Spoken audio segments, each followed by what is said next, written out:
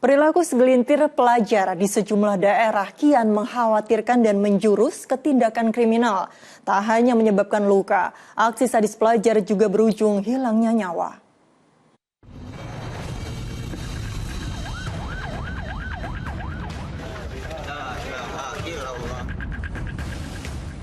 Bukannya belajar untuk mengukir prestasi, aksi keji justru ditunjukkan oknum pelajar di sejumlah daerah hingga menimbulkan keresahan.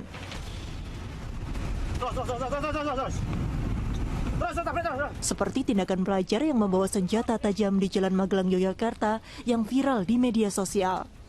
Mereka mengejar sebuah kendaraan roda 4 dan menyerang mobil dengan celurit.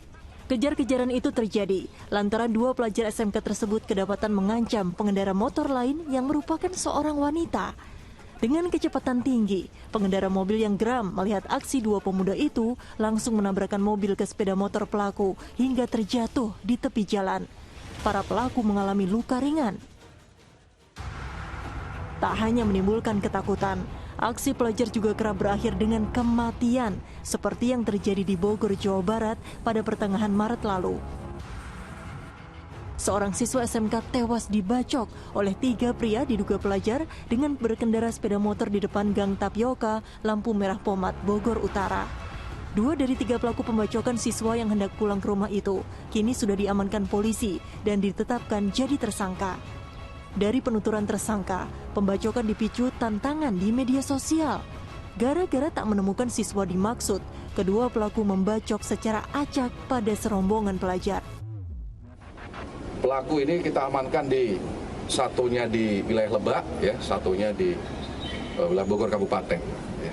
Dan satu masih kita lakukan pengejaran. Ya.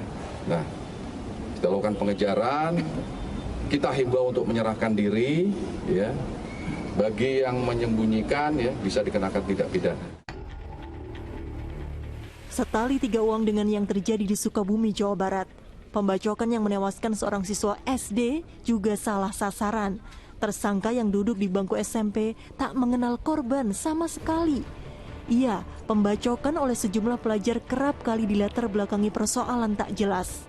Tindakan itu tak bisa lagi digolongkan sebagai bentuk kenakalan remaja, melainkan sudah menjurus ke praktik melawan hukum. Pendidikan dan lingkungan bisa jadi berperan.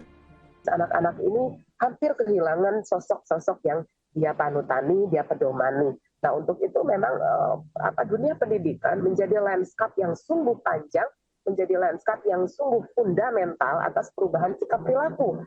Nah, begitu pula hari ini kita tidak bisa hanya mengandalkan itu semua tanpa ada kolaborasi dan koordinasi dengan para pemangku kepentingan.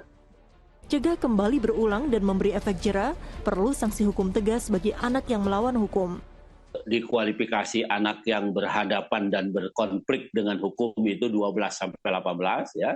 Yang mungkin itu harus sampai 18 kurang 1 hari, itu mungkin harus dikaji lagi gitu ya, apakah diturunkan atau di mana. Karena ya itu tadi kecenderungannya ada banyak anak-anak kemudian melakukan perbuatan yang bisa sebenarnya dikualifikasi sebagai tindak pidana.